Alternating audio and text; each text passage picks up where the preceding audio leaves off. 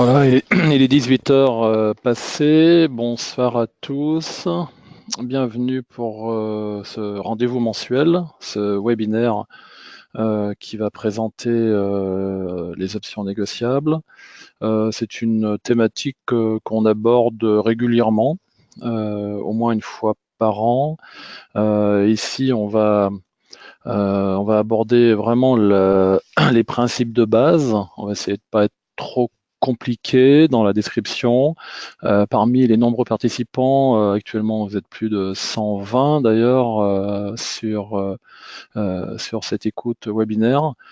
Et on aura effectivement des gens qui sont certainement initiés aux options, d'autres qui connaissent très peu cette thématique.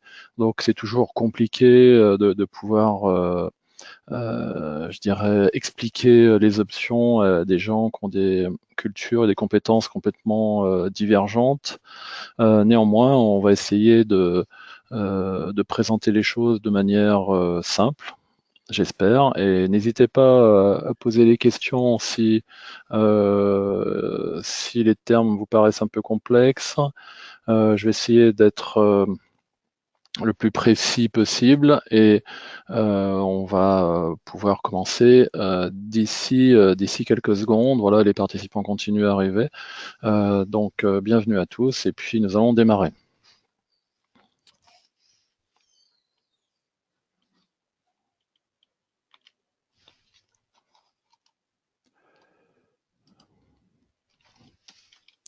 Voilà, donc on va commencer par une définition.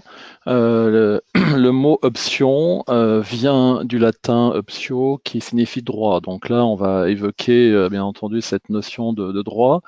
L'option représente donc un droit qu'on appelle aussi contrat, un droit d'acheter qu'on va retrouver sous l'appellation call ou de vendre, c'est l'appellation put, un sous-jacent.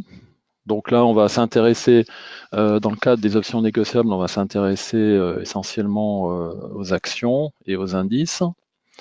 Donc ça peut être sur un sous-jacent divers, c'est un prix déterminé, donc c'est le prix fixé dans le contrat, on appelle ça le prix d'exercice, on reviendra tout à l'heure sur cette appellation. Et c'est fixé, le contrat est fixé donc à une échéance déterminée à l'avance, moyennant le paiement d'une prime ou premium. Alors dans la présentation, j'aurai l'occasion soit d'utiliser le terme prime ou d'utiliser le terme premium. Il s'agit de la même chose. Voilà, ça c'est la définition qu'il faut bien comprendre et qui est commune à tous les produits en quelque sorte dérivés qui sont basés sur le principe de l'option. Donc le call, je répète, c'est un contrat qui donne le droit d'acheter un sous-jacent. On achète un call, on achète le droit d'acheter un sous-jacent sur une échéance fixée à un certain prix. Le put, lui, c'est un contrat qui donne le droit de vendre. Quand on achète un put, on achète le droit de vendre un sous-jacent à un prix déterminé à une échéance, jusqu'à une échéance fixée à l'avance, et moyennant effectivement le montant de ce put. Donc là, on est sur la définition très théorique, qui s'applique d'ailleurs, qui est assez commune pour l'ensemble des produits dérivés que certains connaissent sûrement très bien, qui peuvent être placés en parallèle en fait par rapport aux options négociables, c'est-à-dire les varants, les turbos. Mais on va pouvoir tout de suite mettre en exergue les différences notoires qu'il existe entre ces produits varants turbo, qui sont des produits listés. C'est pour ça que je parle de codizine, et les options négociables qui, elles, sont négociables sur aujourd'hui ce qu'on appelle le life. Alors, les produits les warrants sont des produits bancaires, donc c'est émis par des banques. On est essentiellement à l'achat, on ne peut pas être vendeur à découvert de warrants. Donc ça, c'est une grande différence avec les options négociables. Le prix est déterminé par l'émetteur et on a des durées qui sont souvent plus longues. Sur les warrants, on peut avoir des échéances à 2 ans, donc c'est des échéances qu'on retrouve assez peu sur les options négociables. Ça existe, mais c'est très peu usité. Et puis les warrants peuvent concerner, bien entendu, tous les sous-jacents, en passant par les devises, les matières premières, les actions, bien entendu, les indices, les taux. Donc ça donne effectivement un panel extrêmement large qu'on peut traiter par intermédiaire de ces produits qui sont listés, donc comme je l'ai dit, avec un code ISIN. Et ces produits existent depuis 1989 en France, en tout cas. Les turbos, c'est un produit qui aujourd'hui a beaucoup de succès, donc qui fonctionne avec une barrière désactivante, avec un effet de levier qui est assez marqué. Ces produits-là ont également un code ISIN, donc on peut les retrouver par exemple dans un portefeuille, on va pouvoir les identifier comme les varants. Et ces produits existent depuis 2003. Donc ils ont une histoire plus récente. Les options négociables, eux, ont été intégrées sur le marché français, sur le marché parisien en 1987. À l'époque, il y avait 4 titres seulement qui ont débuté cette histoire des options négociables. Là, on est sur un marché qui est organisé par une chambre de compensation et qui s'appelait effectivement le MONEP avant. C'est un terme qui est un petit peu désuet aujourd'hui et tout ça est appelé aujourd'hui option ou produit life. Donc, ce qui nous intéresse ce soir, c'est bien entendu cette troisième partie qui vient en complément des varants et des turbos, donc les options négociables. Alors, à l'intérieur de ce contrat optionnel, eh bien, effectivement, on a un certain nombre de caractéristiques qu'on va retrouver sur l'ensemble des options. Bien entendu, on va pouvoir acheter ou vendre une option. Donc ça, c'est une chose qui est assez originale par rapport aux 2 produits qu'on a vus tout à l'heure, Varan et Turbo, puisqu'on va pouvoir prendre une position de vente d'options. Les types, c'est ce qu'on a évoqué tout à l'heure, donc call put. Les supports, donc principalement sur les options négociables, on a les indices et les actions. On a un prix du contrat qui s'appelle le prix d'exercice, qu'on retrouvera tout à l'heure dans les exemples. On a une durée, donc c'était inscrit dans la définition qui était sur la première slide. Donc c'est soit une échéance mensuelle, soit une échéance trimestrielle ou semestrielle. Donc on a principalement la majorité des options qui se traitent sur ce type de durée. On a très peu d'options donc sur 1 an ou 2 ans, contrairement au turbo ou au varan. La négociation, elle se fait sur le prix de l'option. Donc, comme j'ai dit tout à l'heure, c'est soit la prime ou le premium. Il y a deux appellations. Et on a des quotités. Donc ça, on s'en servira tout à l'heure pour expliquer les exemples. La quotité, c'est 10 € pour les options sur indice CAC 40. Ça correspond également à la quotité qu'on a lorsqu'on traite les futurs, pour ceux qui connaissent ce produit. Et puis sur les actions, eh bien, on va traiter des contrats de 100 titres. Quand on achète un call sur une valeur, on achète l'équivalent de 100 titres. Donc ça, c'est une terminologie qu'on va retrouver tout au long de notre présentation. Je profite de ce petit moment pour regarder s'il n'y a pas des questions déjà. A priori, tout fonctionne bien.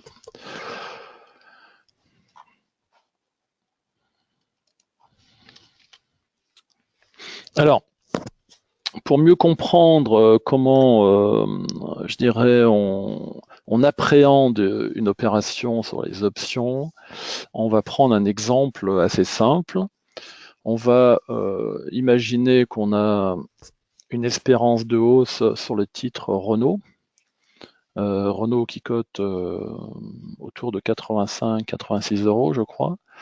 Donc on va se dire, on achète un call Renault, donc avec un prix d'exercice qui est à 84 sur une échéance 0,3, donc une échéance mars, une échéance assez proche. Et cette option, donc ce call, cote aujourd'hui 3,50. Donc quand vous achetez ce genre d'opération et que vous consultez ensuite votre portefeuille option, eh bien ça apparaît sur ce libellé call Renault 84 mars à 3,50 prix d'achat. Ce contrat donc permet au titulaire d'acheter 100 titres, comme on l'a vu tout à l'heure, Renault à un prix fixé à 84 euros jusqu'à l'échéance, c'est-à-dire l'échéance mars qui va se situer autour du 20 mars. On verra tout à l'heure comment on détermine les échéances. Et ce droit d'acheter coûte 3,50. Donc si on raisonne à l'échéance, imaginons qu'on ne revende pas cette option, bien qu'elle soit négociable, c'est son nom, eh bien le point mort est très facile à déterminer.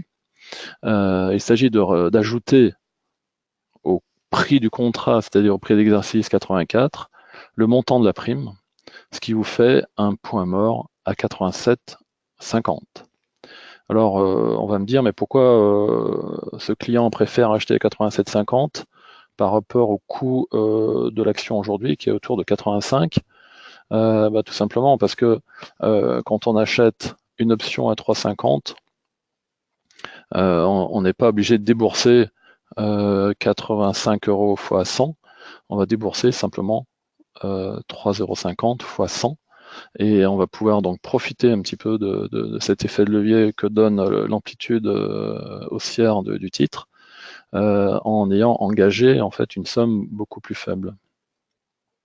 Et puis l'intérêt, c'est bien entendu éventuellement si le titre continue à monter, de pouvoir revendre son option avant l'échéance, d'où cette appellation option négociable.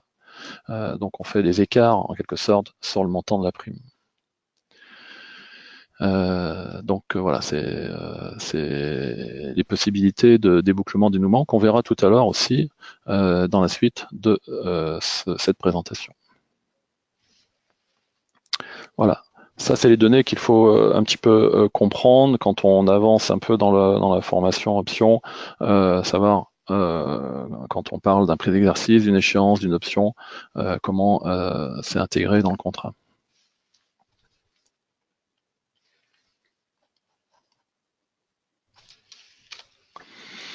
Alors, on a vu les caractéristiques. Maintenant, on va effectivement rentrer un petit peu plus dans la technique, même si j'essaye d'être le plus ludique possible. Une première partie dans les composantes de la prime. Il y a trois notions à connaître dans la prime. Ça, c'est très important quand on évolue sur ce genre de marché, et notamment en tenant compte dans l'environnement dans lequel on évolue. Vous verrez pourquoi.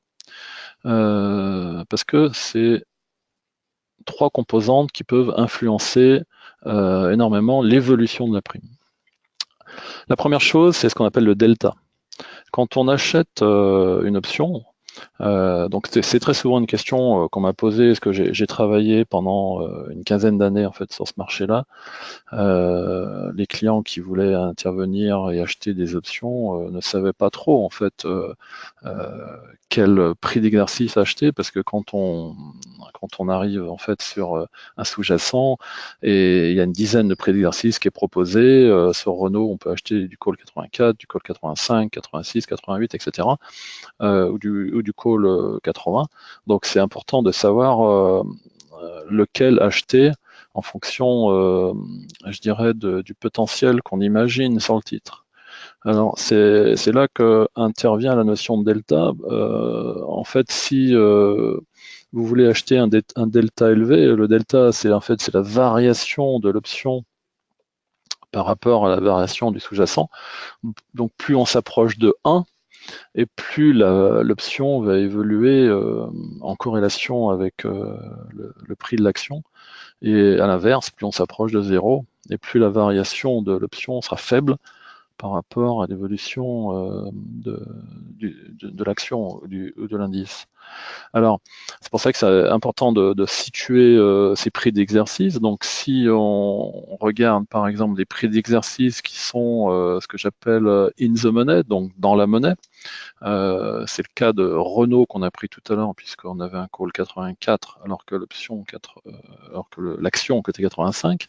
Et bien là, on a un delta qui est un peu plus élevé. Ça veut dire qu'on a une option qui va être proche en termes de progression de l'action.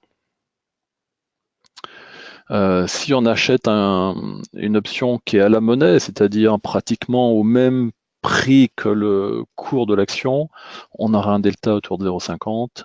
Et si on achète un call qui est largement au-dessus du prix de l'action, ça aurait pu être un call 90 pour Renault, qui cote 85, et bien là on a un delta faible. C'est-à-dire que notre option va varier de 0,25 lorsque l'action prendra 1. Voilà. Donc ça permet d'acheter des primes plus faibles, mais avec des deltas qui sont aussi plus faibles. Donc ça, c'est une notion qu'il faut intégrer. Je dis pas que c'est la chose fondamentale à comprendre avant de passer un ordre, mais en tout cas, ça permet de mieux comprendre l'évolution de l'option sur laquelle on a voulu investir. Donc ça, c'est la variation du sous-jacent. Vous avez la volatilité qui va jouer un rôle fondamental dans la prime, puisque quand plus vous avez des écarts en fait sur le sous-jacent, que ce soit des indices ou des actions, donc plus vous avez un niveau de vol qui est élevé, et plus votre espérance de gain en quelque sorte s'élève aussi. Donc à ce moment-là, vous avez une tension qui vient, je dirais, augmenter la valeur de votre prime, et qui est essentiellement due au fait que le marché est très nerveux, donc ça vous donne plus de chances, peut-être de perdre aussi, mais plus de chances de retrouver des cours à la hausse qui sont je dirais, assez violents. La valeur temps rentre aussi, bien entendu, dans la composante de la prime. Ça joue un rôle fondamental, parce que quand vous achetez un call qui est en dehors de la monnaie, donc out of the money, certes, vous avez une prime qui est plus faible, mais si l'action ne bouge pas pendant toute la durée de votre contrat, eh bien, les chances que vous avez d'avoir une action qui accède en fait à votre prix d'exercice est de plus en plus faible, et donc votre prime a tendance à fondre un petit peu et tendre vers 0. Donc c'est quelque chose qu'il faut aussi maîtriser. C'est le cas également, par exemple, sur les varans, où on est exposé à la vol et au temps.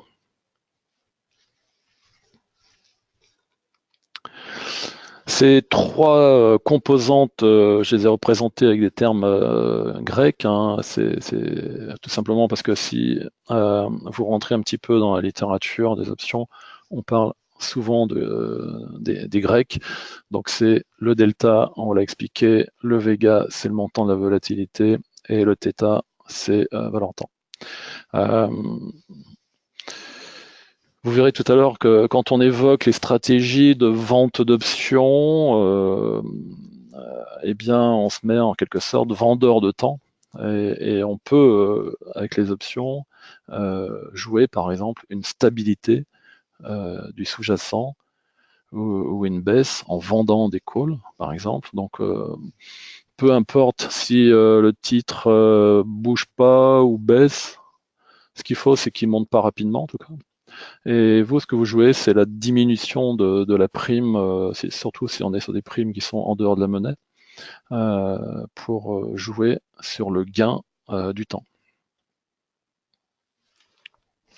Alors si on représente par une courbe, voilà, on s'aperçoit que toute chose restant égale par ailleurs, vous avez une valeur temps qui tombe vers zéro au fil du temps sur les options. Donc c'est quelque chose qu'il faut bien avoir en tête quand on achète ces options, de pas trop tarder pour renégocier sa prime si on s'aperçoit que le sous-jacent n'arrive pas à accomplir le parcours qu'on avait imaginé.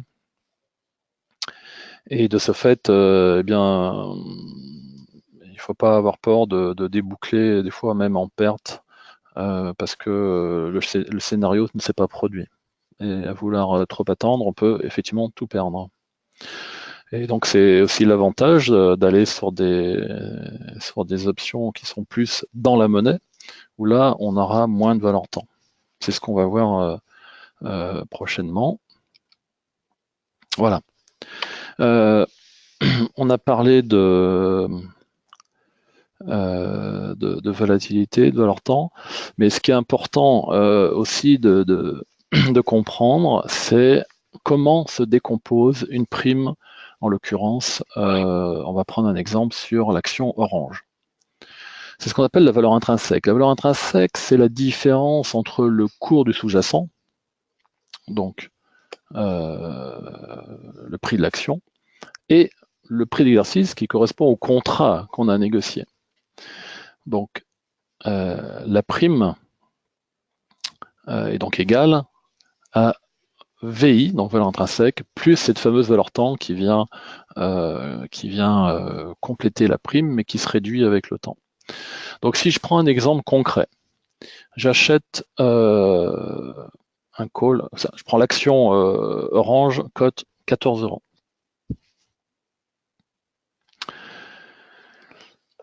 Si je prends une option qui est, on va dire, dans la monnaie et qui cote 2,30. Alors là, a priori, il me manque le prix d'exercice, donc ça serait un prix d'exercice, mettons, à 13. Donc si j'achète un call 13 sur Orange, en sachant qu'elle cote 14, l'option vaudra 2,30. Donc, non, c'est un call, pardon, c'est un prix d'exercice 12. Il me manque le prix d'exercice. Donc si j'ai un prix d'exercice à 12, donc l'option cote 2,30, donc j'ai une valeur intrinsèque de 2 qui correspond à 14 moins 12 plus 0,30 de valeur temps. Si je prends une option qui est à la monnaie et qui vaut 1 euro, un call 13,50 par exemple, eh bien 14 moins 13,50, j'ai 0,50 de valeur intrinsèque et j'ai 0,50 de valeur temps. Et puis si j'achète un call 15 par exemple, donc un call qui est en dehors de la monnaie, qui est au-dessus des 14 euros que cote l'action, eh bien j'aurai 0 de valeur intrinsèque, puisque je suis largement en dehors du prix actuel, et j'achèterai que de la valeur temps. Donc c'est là où il faut faire attention, puisque nos 0,50 centimes sont très sensibles au temps qui passe.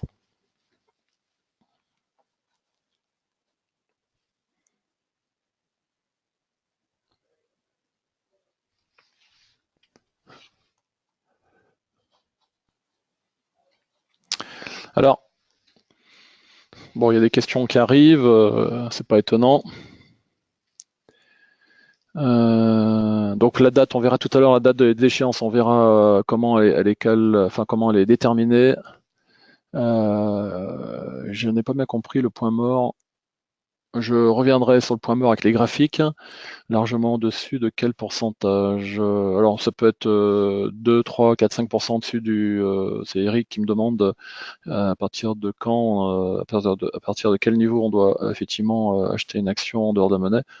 Ça peut être 3 ou 4% au-dessus. Alors, oui, effectivement, une continuité avec RNO aurait été judicieuse, précise Jérôme. Alors, on reviendra tout à l'heure sur des exemples assez concrets. Ce que je voulais dire, c'est que la slide qui est présentée actuellement, s'il y a une donnée à savoir dans ce webinaire, c'est bien entendu cette slide qui va vous synthétiser les 4 stratégies de base des options. Quand on achète un call, eh bien, si on remplace achat par plus, ça vous donne le sens de la stratégie. On achète un call, donc on achète une option d'achat, ça fait plus, on joue la hausse. Quand on vend une option d'achat, donc on vend un call, avec le jeu des signes moins plus, eh bien on joue la baisse du sous-jacent. Si j'achète un put, avec le jeu des signes plus moins, je joue la baisse du sous-jacent et c'est souvent la quatrième qui est la plus difficile à comprendre pour les gens qui débutent. Quand on vend une option de vente, donc quand on vend un put avec le jeu des signes moins moins, eh bien on joue la hausse du sous-jacent. Donc 4 stratégies qui pourraient être coupées en deux avec des stratégies qui sont en direction tendancielle haussière et d'autres baissière, mais avec je dirais, des contextes complètement différents. Quand on achète un put, on joue des mouvements plus violents. Quand on va vendre un call, on joue une sorte de stabilité du sous-jacent ou une baisse, mais sans pour autant miser sur un mouvement baissier de grande ampleur. Voilà. Donc ici, on va représenter les 4 stratégies de base par des graphiques. Donc il faut bien savoir que quand on achète un call, donc on achète le contrat de pouvoir investir sur un sous-jacent, on est dans un cas de figure où on est sur une perte qui est limitée au montant de sa prime. Donc c'est représenté graphiquement par la partie rouge. Et on a un potentiel de gain qui se trouve théoriquement illimité avec la hausse. Donc ça donne effectivement cette représentation si on prend l'exemple du call Renault qu'on a évoqué tout à l'heure, eh bien on a à un moment donné au croisement de la courbe de gain et du cours du sous-jacent, on a ce qu'on appelle le point mort, et c'est ce que demandait tout à l'heure. Je crois que c'est Eric qui demandait qu'est-ce qu'on entendait par point mort. Eh bien, il s'agit du cours à partir duquel la stratégie devient gagnante, qui dans le cadre d'un call, est déterminé par le prix d'exercice plus le montant de la prime. Voilà. Si on passe à la vente de call, eh bien, on a un graphique qui est inversé. C'est-à-dire que là, on va vendre, en l'occurrence, si on prend l'exemple de Renault, on vend un call 84 à 3,50, ce qui fait qu'on sera gagnant en dessous de 87,50. Et notre gain dans ce cas est limité au montant de la prime, c'est-à-dire qu'on ne pourra pas gagner plus que ce qu'on a vendu, c'est-à-dire 3,50. En revanche, si le scénario est complètement défavorable et qu'on a une poussée haussière sur l'action, eh bien, on peut avoir une perte qui est illimitée. Donc, c'est le danger en fait de la vente d'options, c'est d'avoir toujours un risque qui est difficile à calculer, puisque par définition, il peut être illimité. Et quand vous procédez à des ventes d'options à découvert, que ce soit des ventes de call ou des ventes de put, eh bien, l'intermédiaire par qui vous passez vous calcule ce qu'on appelle une couverture, comme on peut avoir une couverture nécessaire quand on prend des options un peu à effet de levier. Donc cette couverture permet de garantir la position en cas de perte importante sur la stratégie.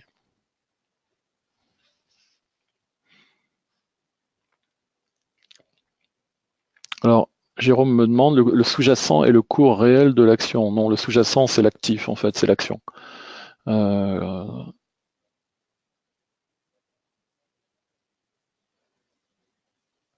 comment peut-on avoir une perte? Philippe me demande, comment peut-on avoir une perte alors qu'on a payé 3,50 par call vendu? Déjà, payer avec call vendu, ça ne va pas ensemble. Soit on a payé, soit on a vendu, mais donc soit on a payé et on a acheté un call, soit on a vendu le call et on a encaissé les 3,50. Donc si on a vendu un call, c'est le graphique qui est actuellement sur l'écran. Ça veut dire qu'on a vendu, je dirais, 3,50 la prime. Donc on mise dans ce cas-là sur une stabilité du cours ou une baisse de Renault. En tout cas, on mise surtout pas sur une hausse, puisque si le titre venait à monter à 90 par exemple, eh bien on aurait perdu 2,50 par titre, c'est-à-dire 90 moins notre point mort qui est situé à 87,50.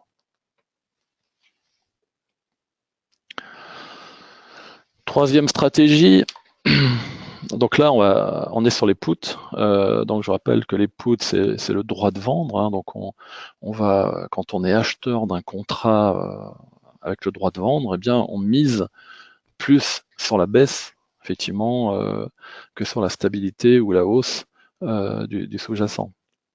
Donc là on est sur une perte limitée, c'est le montant de la prime qu'on a acheté, et on est sur un gain illimité jusqu'à 0, parce que si on achète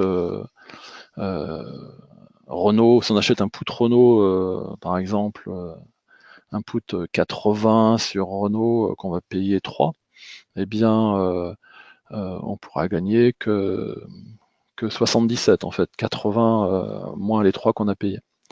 Alors que sur des calls, ben, on peut monter de manière illimitée. Donc là, c'est la possibilité de jouer une baisse du sous-jacent. On va trouver des stratégies d'achat de put, notamment pour couvrir soit des portefeuilles, soit des lignes d'action. Imaginez quelqu'un qui a beaucoup de titres de Renault, imaginons, et on ne veut pas s'en défaire parce qu'il y a du rendement et puis on n'a pas envie de les vendre. Ça peut être aussi un problème de fiscalité. Eh bien, si on a peur d'avoir une baisse momentanée sur le titre, on peut très bien acheter un put pour garantir je dirais la ligne Renault, puisque théoriquement, et en mettant en place une stratégie efficace, on pourra gagner sur les puts ce qui est perdu momentanément sur les actions. C'est un équilibre. Hein. Donc ça, c'est des stratégies qu'on voit en fait en niveau 2, parce que là, je vous rappelle, on est en initiation, donc on y va doucement. Mais quand on passe à un niveau supérieur, il y a 2 ou 3 niveaux sur les options. Comme vous pouvez le lire en bas de chaque page, j'organise des formations spécialisées pour tout type de profil d'investisseur. Et donc on apprend à couvrir un portefeuille, on apprend à mettre en place des stratégies plus ou moins complexes avec ces 4 stratégies de base. Et très souvent, quand je fais mes formations comme ça en live avec des stagiaires, je dis les options, c'est un peu comme de la pâte à modeler. On va en faire ce qu'on veut. On va pouvoir jouer toutes les stratégies possibles grâce à ces 4 outils qui sont à notre disposition: l'achat du call, la vente du call, l'achat du put, la vente du put.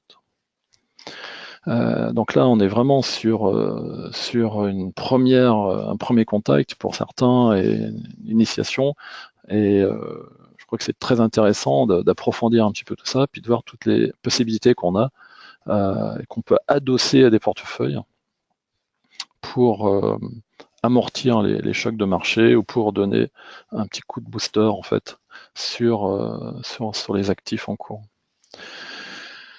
La quatrième position, c'est celle qui est, comme j'ai dit tout à l'heure, peut-être celle qui est la plus complexe à intégrer, puisque là, on parle de vente de put, donc on parle de vente d'options de vente. En réalité, quand on vend un put, on a une espérance de gain qui est limitée au montant de la prime.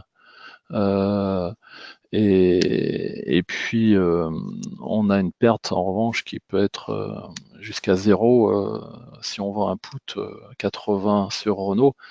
On va encaisser, imaginons on encaisse 3, si on vend le put à 3, eh bien, notre espérance, c'est que l'action reste au-dessus des 80, ou en tout cas descende pas en dessous de 77, qui serait le point mort. Alors, j'ai changé un petit peu d'appellation pour cette quatrième slide, parce que ça, c'est des terminologies qu'on peut rencontrer aussi dans certains livres qui sont dédiés aux options. K étant le prix d'exercice, donc si on prend un put Renault 80 avec une prime à 3, eh bien K c'est 80 moins la prime 3, donc on a un point mort à 77. Donc tout ce qui est en dessous de 77, eh bien c'est gagnant avec un maximum de la prime à 3 euros. Et puis en dessous de 77, eh bien on peut perdre comme si on avait les titres directement en portefeuille. Alors ça, c'est une stratégie qui paraît, je dirais, assez marginale, assez originale, mais c'est une stratégie qui est très très étendue, très développée et très utilisée par les grosses gestions, par les gérants de fonds, tout simplement parce que on part du principe que si vous avez, je dirais, sélectionner des dossiers, notamment vous pensez que sur une action, eh bien, il y a un potentiel haussier, mais qui est peut-être pas forcément réalisable à très court terme, mais en tout cas un dossier sur lequel il y a peu de risques. Eh bien, vous pouvez, au lieu d'acheter une ligne de titre conséquente qui prend de la place en termes de liquidité, eh bien, vous pouvez très bien dire je vends un put sur cette action, donc j'encaisse une petite prime, et je vais pouvoir, je dirais, encaisser la totalité de cette prime si l'action monte ou bouge peu, ce qui était au départ votre scénario de base. Et puis même si il y a un trou d'air et que je suis embarqué avec ma position, j'arrive pas à la dénouer, etc.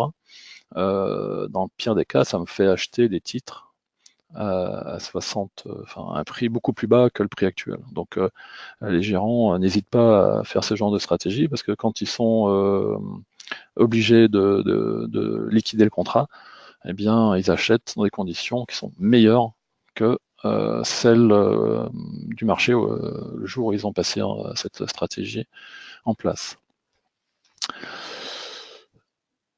Voilà, donc on a vu les cas de config.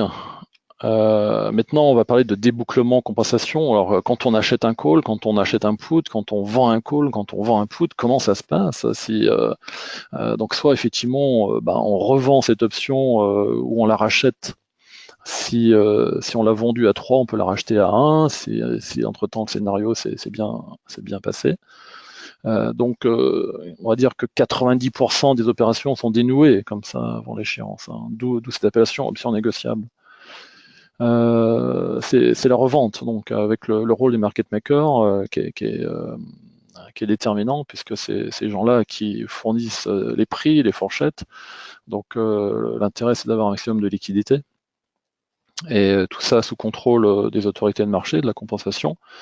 Donc on a la plupart du temps des prix qui sont tout à fait serrés, Donc il peut y avoir des fourchettes qui s'écartent à un moment donné si on attend des statistiques ou s'il y a un mouvement de vol qui est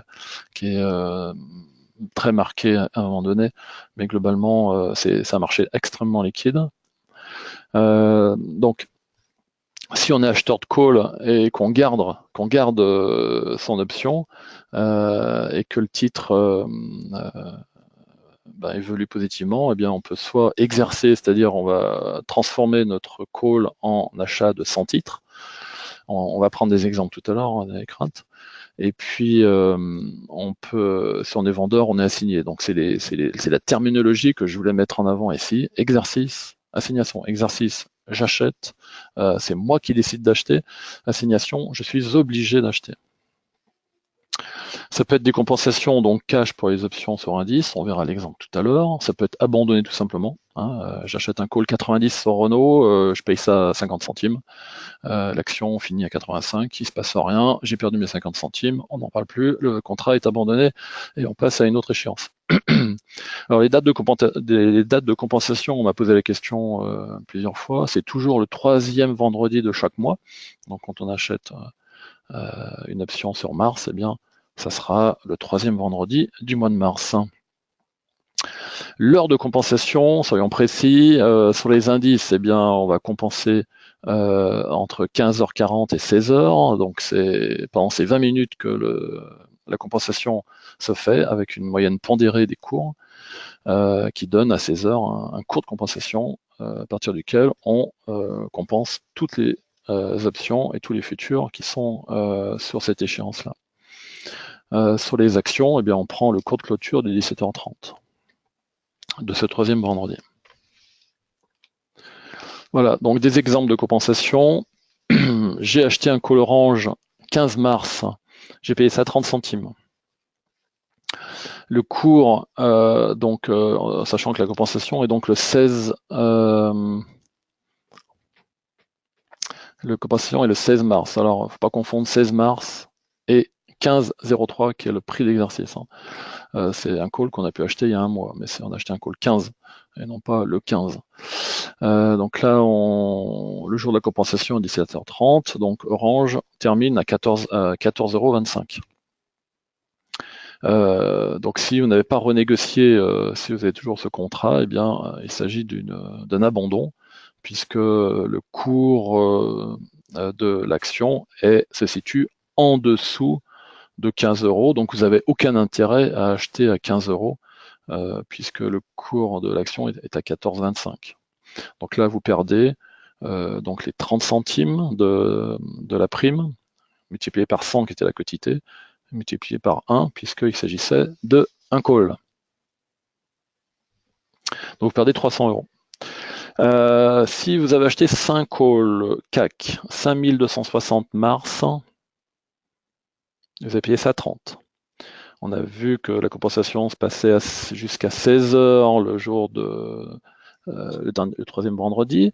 Donc là, on est à 16h le 16 mars et le marché donc compense à 5300. Donc là, il y a un débouclement qui se fait automatiquement en espèces. Donc c'est un calcul qui est très simple. On prend le cours de compensation, c'est-à-dire 5003, moins le prix d'exercice, donc 5260. Ça vous donne un écart de 40. Donc vous avez gagné 40. On va vous créditer en compte 40 fois 10 €, puisque la quotité c'est 10 € sur l'indice, multiplié par le nombre de calls, on va vous créditer 2000 €.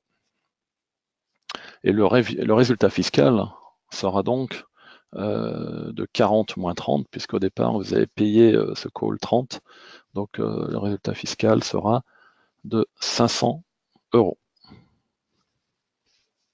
Voilà comment se passent les compensations sur les indices. On va reprendre 2 exemples avant de terminer cette session, parce que ça fait déjà beaucoup de choses, je pense, à intégrer. Imaginons qu'on a acheté 2 calls total, un prix d'exercice à 43,75 à 80 centimes. L'action clôture à 44. Donc là, il y a un débouclement automatique, puisque vous achetiez en fait un contrat à 43,75, donc en dessous du prix actuel. Donc vous avez en quelque sorte intérêt d'acheter ces titres à 43,75 puisqu'ils valent 44 sur le marché. Donc vous allez être débité de 200 actions, de 200 fois 43,75. Mais ça sera important de calculer votre prix de revient, puisqu'il faut toujours ajouter la prime initiale, donc des 0,80. Et ce qui fait qu'au moment où vous allez recevoir ces titres, vous allez payer à 43,75, mais votre prix réel sera à 44,50. Donc, je dirais au-dessus du cours actuel, puisque ça vaut 44. Donc vous serez en perte de 55 centimes par titre. C'est pour ça que quand on est très proche, en fait, quand un compte de compensation est très proche de son contrat, il faut bien savoir si ça vaut le coup de lever, en fait, en l'occurrence 200 actions à 43,75. Ça fait beaucoup de cash. Et là, vu que vous êtes acheteur, eh bien, vous pouvez très bien décider de ne pas exercer l'option, puisque c'est vous qui décidez. Mais si vous n'intervenez pas auprès de votre intermédiaire, eh bien, vous serez automatiquement débité de 200 actions à 43,75. Il est évident que si le cours avait été à 48, là, on ne se posait pas de questions, on achetait à 43,75. Vous pouvez même revendre à 48 le jour même, et on prenait l'écart sur les actions. J'ai vendu 2 pots de Peugeot, prix d'exercice 17 à 80 centimes, et Peugeot termine à 16,50. Donc là, Peugeot termine en dessous de mon contrat. Donc là, on va être obligé obligé de vendre. En tout cas, on va être obligé de passer à l'assignation, pardon.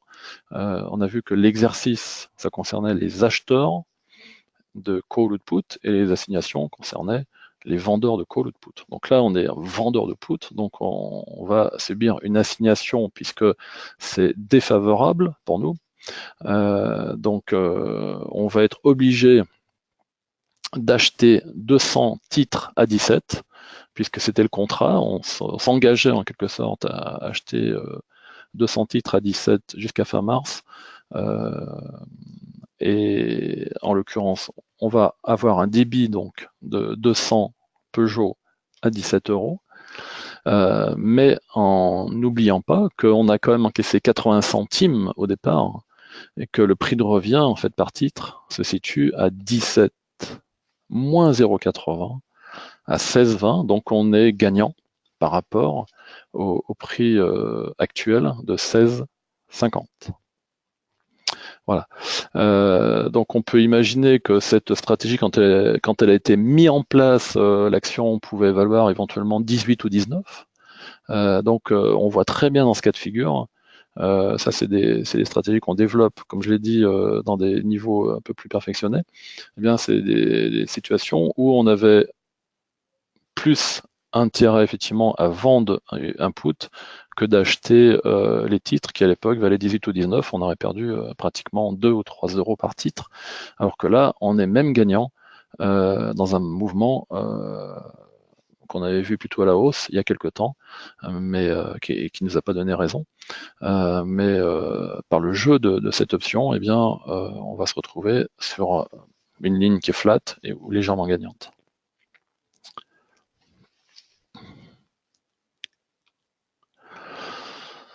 Juste pour finir, parce que ça c'est une notion qui est pas très importante, mais vous pouvez la lire en fait. On parle d'options européennes ou d'options américaines. Nous, tout ce qu'on a vu là, ce sont des options européennes, donc avec aucune possibilité d'exercice ou d'assignation avant l'échéance. Donc soit on revend l'option, soit on attend l'échéance avant de savoir ce qui se passe, mais il peut pas y avoir de contrat à déboucler avant. Les options américaines autorisent en fait à pouvoir exercer ou assigner avant, mais on n'est pas dans ces cas de figure, en tout cas sur le Monep, sur le Life. Voilà. Donc les options, comment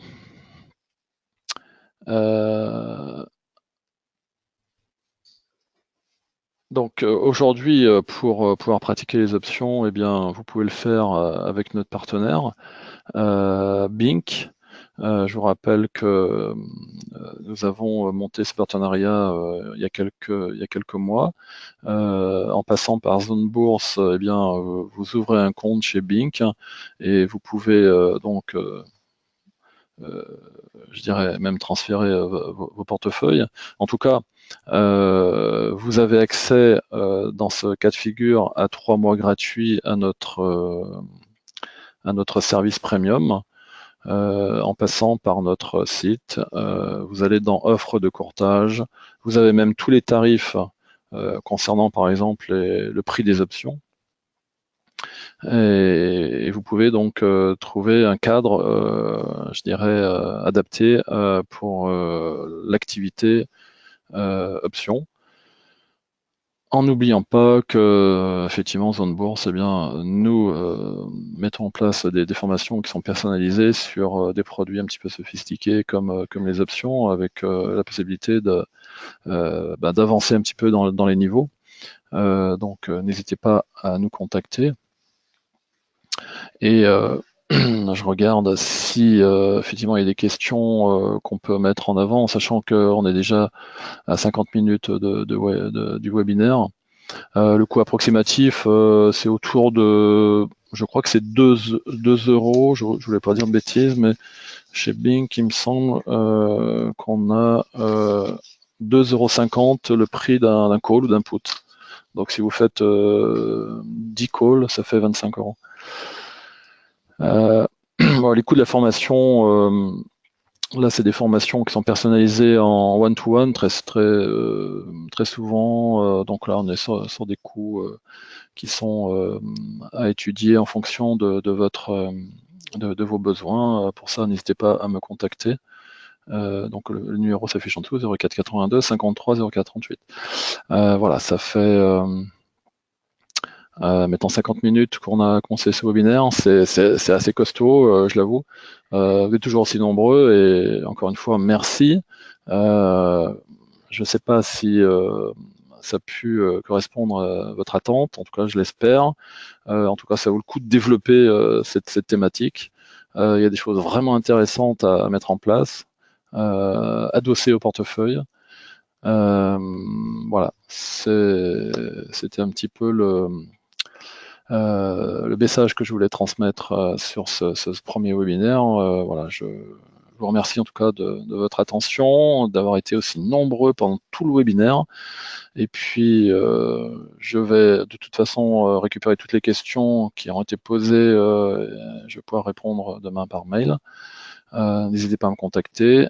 Et puis, voilà, je vous souhaite à tous une très bonne soirée et merci d'avoir été présent pour cette session.